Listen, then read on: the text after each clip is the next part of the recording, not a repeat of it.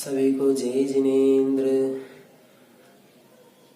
आइए श्री दिगंबर जैन श्रवण संस्कृत संस्थान सामान्य के तत्वाधान में अनुप्रेक्षा स्वाध्याय माला के अंतर्गत मैं अंकित जैन शास्त्री सवामाधोपुर आप सभी के लिए मैं इष्टोपदेश ग्रंथ के अर्थ को लेकर के आपके सामने उपस्थित हुआ हूँ। जैसा कि आपने हमारे पिछले वीडियो में इष्टोपदेश ग्रंथ के मंगलाचरण को समझा था, आज उसी क्रम में हम इष्टोपदेश के दूसरे श्लोक को समझने का प्रयास करेंगे। आइएगा, सबसे पहले हम मंगलाचरण करेंगे, उसके बाद अपन आज का स्वाध्याय प्रारंभ करेंगे।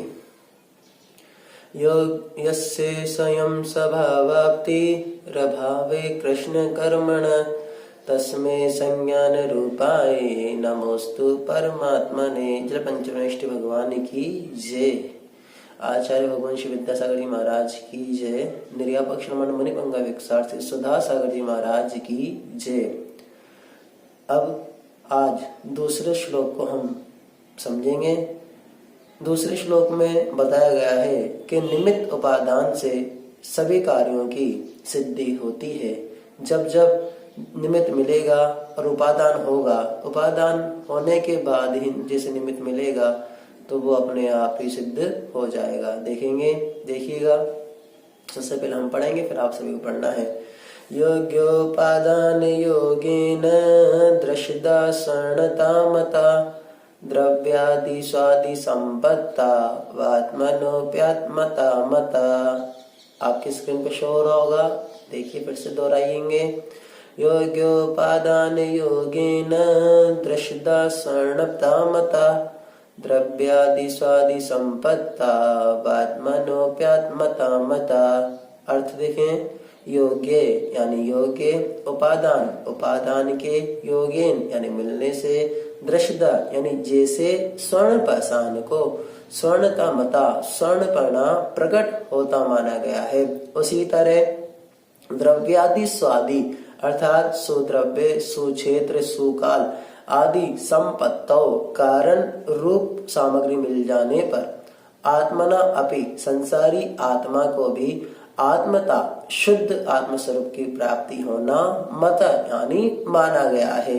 भावार्थ देखें, क्या कह रहे हैं आचार्य भगवान।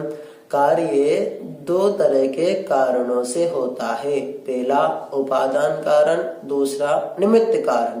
अर्थात जो कारण स्वयं कार्य रूप परिणित हो जाता है वह उपादान कारण होता है। उपादान कारण के सिवाय अन्य जो कारण कार्य रूप होने में सहायक होते हैं वे निमित्त कारण होते हैं। जैसे खान में सोने का पत्थर तभी शुद्ध सोना बनता है जब उसे सोना बनने योग्य आसपास के सहायक कारणों का संयोग मिलता है।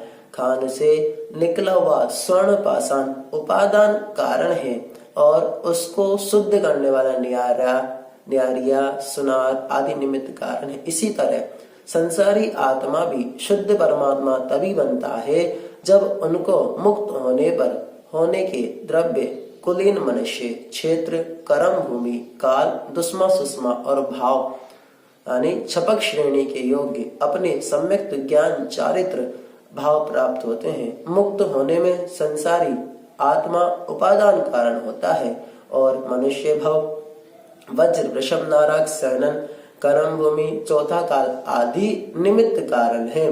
दोनों तरह के समस्त कारण मिलने पर ही शुद्ध आत्म स्वरूप की प्राप्ति होती है।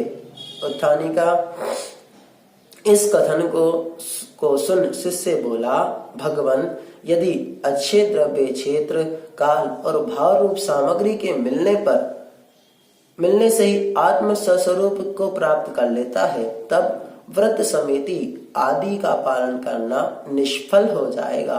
व्रतों का परिपालन कर व्यर्थ में ही शरीर को कष्ट देने से क्या लाभ। इसके उत्तर में आचार्य महाराज कहते हैं, जिसको अब हम अगले श्लोक में समझेंगे। देखिएगा अगला श्लोक। वरम प्रति पदम देवम न व्रति नारिकम छाया तपस्तयोर्भेद प्रतिपाल्यतोर्महान।